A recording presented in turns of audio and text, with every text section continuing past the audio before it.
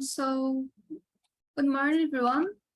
Today, I will talk about the first impressions of the remote teaching model collected in March 2020 at an Edtech company in São Paulo, Brazil. And where I act as a pedagogical constant at the time. And from these impressions, an apply proposition for the period after the remote emergence stage. So here a little bit about me. Currently, I work as a pedagogical specialist at Labenu, also Edtech in São Paulo, Brazil, which in this case is where I apply what I will present as a methodological proposition. And I recently finished my postdoctorate in education and technology at the University of São Paulo. Well, as I mentioned at the beginning, these impressions were based on qualitative and quantitative research, as well as interviews. Here I bring some commentaries of the teachers involved, collected via interviews and based on these following questions. So, which technologies are now a part of your daily routine as a result of remote learning? What are your thoughts on the remote environment and adult learning? How has your classroom performance been affected by the transition to remote learning? And what were the most significant changes? The idea was to check not only how it was to experience the transition to the remote environment, but also to understand how teachers in this Edtech see digital technologies, which became a part of their daily routines in a more intense way than it was in traditional on-location education. So the profiles of the teachers that participated in the survey are from digital marketing, web full stack, data science, and data analytics.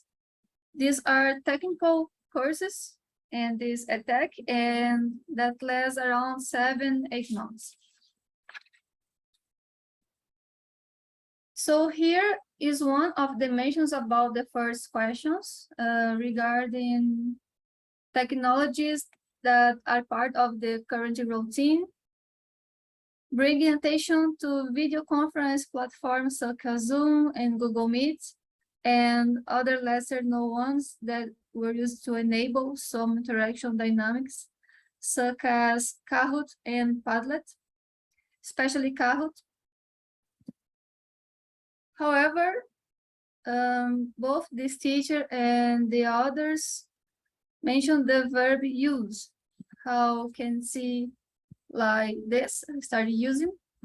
And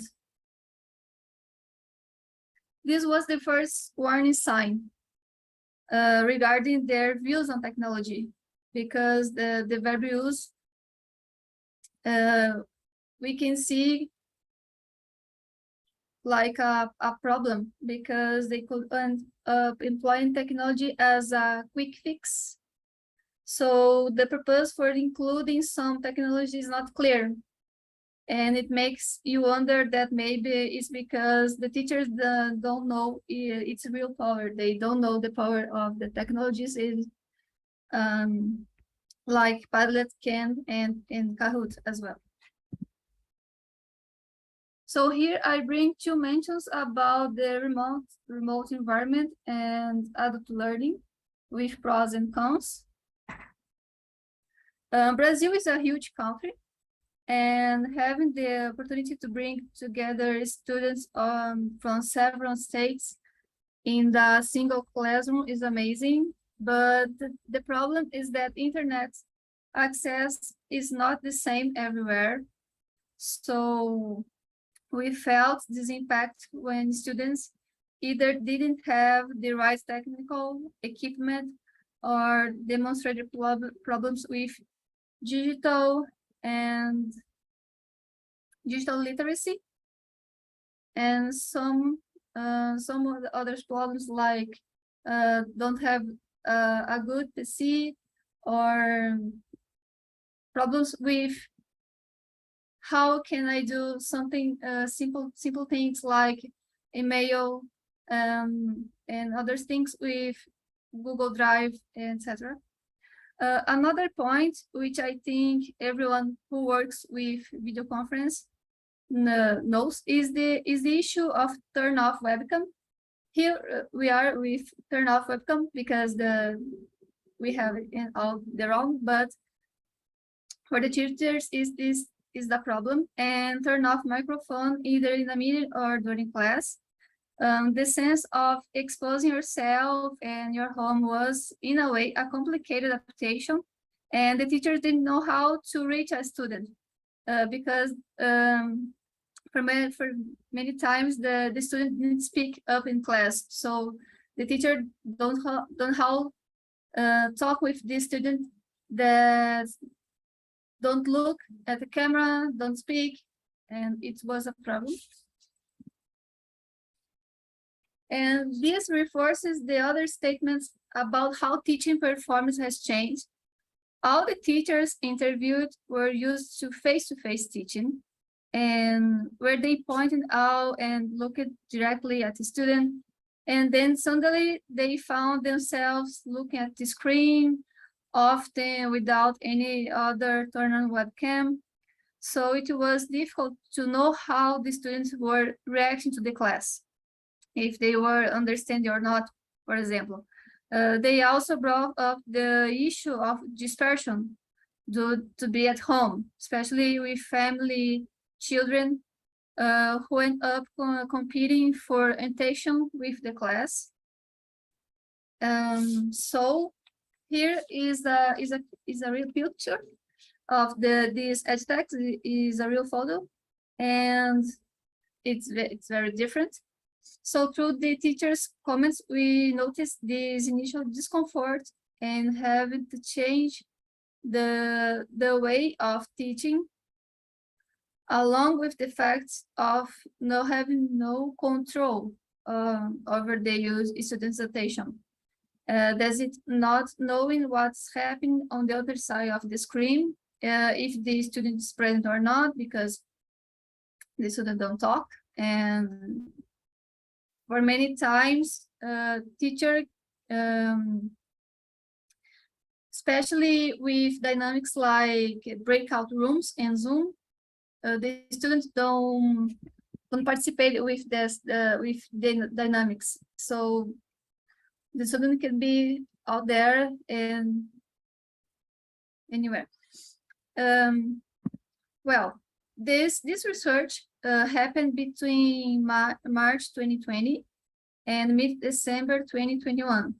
So in April 2022, this year, I started a new job. And since I already had a notion of things that worked and didn't work in the remote environment, I made a proposition to Edtech Labno of what could be improved. So that methodological proposal. So here are the 11 blocks designed for the teaching methodology that try to attack the main problems that the research had pointed out, like lack of interaction of students and lack of engagement visibility. So here are 11 blocks like asynchronous material, learning verification, warm-up, live class, survey, guided practice, fixation exercises, practice exercise, feedback, and employability moments, and integrative projects. I made an outline of just the main blocks for you to get a sense of how it works. And because there is no time to talk about all 11, because the methodology is based on the flipped classroom, we believe it makes sense it makes sense to have a moment to reinforce the theoretical material before the live class, so that the student is ready to do the exercise during the live class, and at the same time as they get exercise with readily increasing levels of complexity. In this case, are 3 exercises with different levels. Here, and feedback is one of problem I noticed during the survey in 2020 and 2022, is that the students don't have a sense of what they know. So we set aside a feedback space so that the graded exercise are shown to the teachers and can be corrected. Because we are talking about programming, in this case, this Edtech only have web full stack, and there are many ways to write code and get the same result. Students get together in groups to show how they wrote their code differently, even if they started from the same problem. And after a moment, we send the theoretical material again, and with this, we apply directly the flipped classroom. Another problem that was verified in the research was the absence of soft skill training and awareness. And to solve this, we also reinforce the introduction of materials with this team, and that relates to issues in the industry, so that students know how to prepare for an interview or how to collaborate in a group, for example. And finally, we carry out projects that integrate all the contents, and that we also serve as a portfolio at the end of the course. So to finish off, I want to bring a video to illustrate a little bit about these blocks with some relevant skills mentioned by UNESCO as collaboration, creativity, critical thinking, and communication.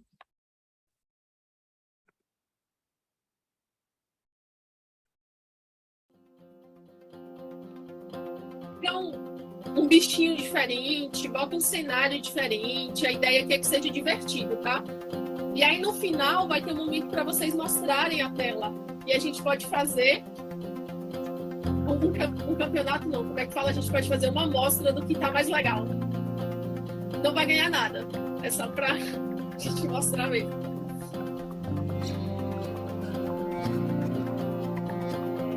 Começando hoje pela sondagem, né?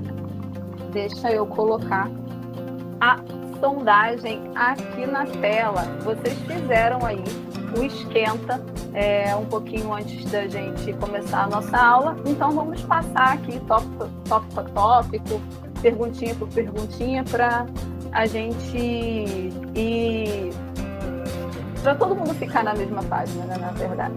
Então a primeira foi: vamos lá para o nosso remate. Você quer mostrar, Arthur? Você conseguiu? Ah, conseguiu? Aê! Se o pessoal quiser que eu explique, a gente não é bem rapidinho. Bom, vou explicar aqui, deixa eu abrir antes para vocês verem o que foi, ó. Aqui, ó. Arthur, o e-mail arthur.com foi para testar o processo, boas-vindas Arthur. True, tem arroba.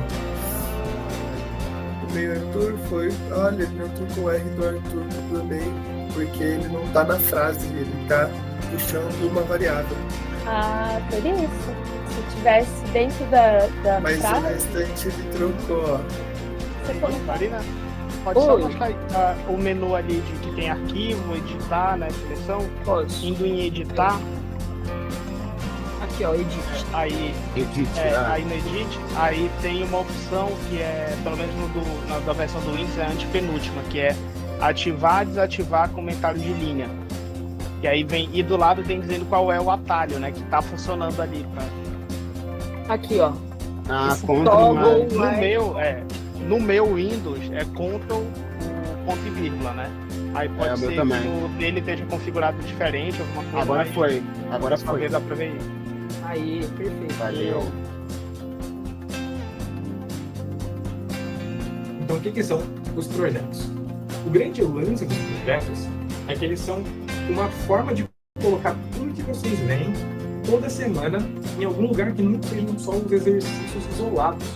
Então, toda semana vocês vão estar fazendo coisas, vocês vão estar aprendendo coisa nova, vão estar praticando coisa nova, só que essas coisas vão ser livres, elas vão estar com uma função de cumprir aquele papel. Então, você vai entender como é que uma engrenagem roda. Você fala, beleza, vou colocar essa engrenagem aqui e vou rodar ela, foi o que eu aprendi a fazer.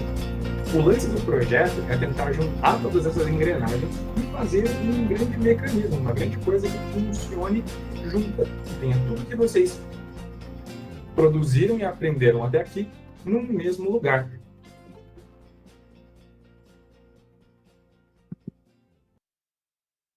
Well, this was my presentation, and thank you for watching. And